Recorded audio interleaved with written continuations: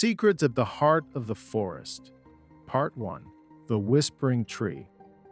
Characters: Lena, 11. Quiet, observant, deeply connected to nature. Aras, 12. Intelligent, logical, curious about ancient texts. Zoe, 10. Imaginative and sensitive to the unseen. Bartu, 13. Protective and practical, often the group's anchor. There was a forest on the edge of the village that no one dared to enter. The villagers called it the Dark Forest, not because it was evil, but because the trees were so thick and tall that daylight barely touched the ground. One night, Lena heard something strange, whispers in the wind calling her name. The next morning, she called her friends Aras, Zoe, and Bartu. "I heard my name," Lena whispered.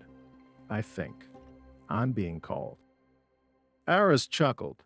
"That's just wind and dreams. Trees don't talk." "But what if they do?" said Zoe. "I dreamed of a tree speaking to me." Bartu stayed silent for a moment. Then he nodded. "If there's something to discover, we'll find it together." And so, before sunrise, they stepped into the forest. The moment they entered, silence swallowed them whole. No birds, no breeze. The world held its breath. Lena still heard the whisper, deep and distant. As they walked, paths twisted strangely. They kept passing the same tree. Bartu checked his compass, but the needle spun uselessly. "This place isn't following normal rules," he muttered.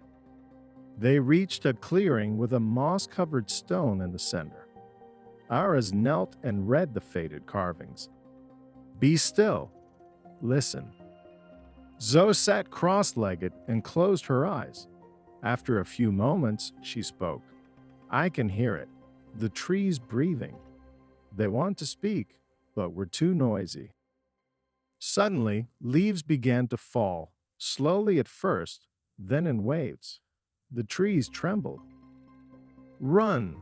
Lena shouted. They ran until they reached a massive tree with glowing bark and tangled roots. It radiated a quiet power. "This is it," Lena whispered. "The Whispering Tree." Aras stepped forward. "What do you want to tell us?" No words came. The tree swayed gently, and the leaves formed 4 distinct paths on the forest floor. "It wants to separate us," Bartu said. "We each have something to learn." Without a word, they split and followed the paths. Lena walked into a lifeless part of the forest. No birds, no breeze. On a hollow tree, she saw a reflection of herself, alone, scared.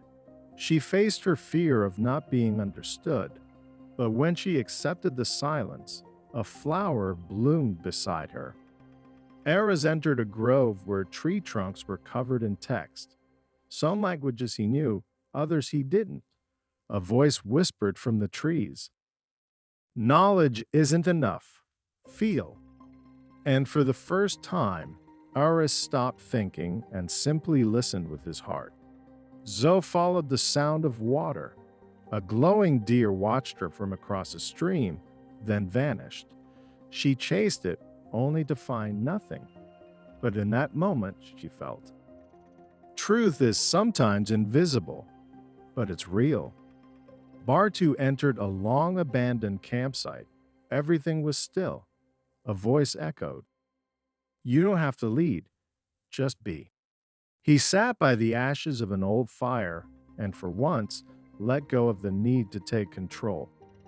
Eventually, they returned to the giant tree. The light had faded, but a single leaf drifted down. Lena picked it up. On it was a glowing symbol. A warm wind swirled around them. No one spoke. They didn't need to. The forest hadn't given them answers. It had taught them how to find their own. They walked home quietly, forever changed. The whispering tree had spoken, not with words, but with silence, reflection, and truth. Moral of the story: to hear nature, we must first quiet ourselves. True understanding begins within, and sometimes the strongest answers come in silence. If you felt the forest's whisper, don't miss what's next. Subscribe to our channel and like the video to continue the journey.